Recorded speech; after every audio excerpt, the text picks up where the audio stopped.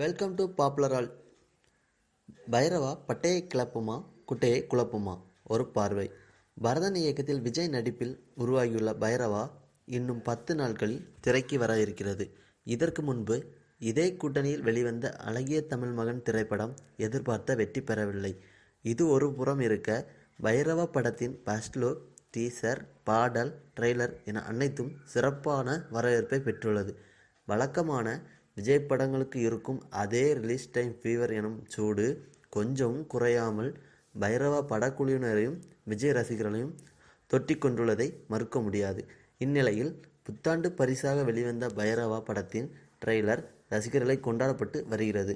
விஜயின் கூத்து வசனங்கள் மற்றும் அவருக்கே உரியதான நேர்த்தியான பாவனையை இப்படத்திலும் வெளிப்படுத்தியுள்ளார் என்பது தெளிவாக தெரிகிறது. ஆனால் ட்ரெய்லரை பார்த்ததும் படத்தின் கதை இதுதான் என்று யூகிக்கும் வகையில் இருப்பது சற்று சங்கடம். இருப்பினும் இப்படத்தின் கதை ஒரு உண்மை சம்பவம் என்று கூறப்படுகிறது.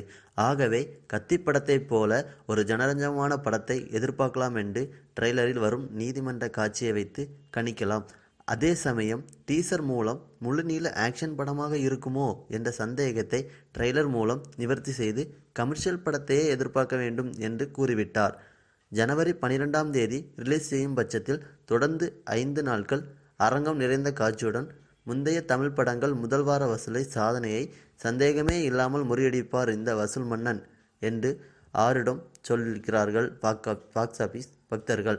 மொத்தத்தில் பைரவா பட்டையை கிளப்புமா இல்லை குட்டையை குழப்புமா என்பதை பொறுத்திருந்துதான் பார்க்க வேண்டும். இதுபோல் இன்னும் பல செய்திகளை தெரிஞ்சுக்கணுமா? நம்ம சேனலை சப்ஸ்கிரைப் பண்ணுங்கள்.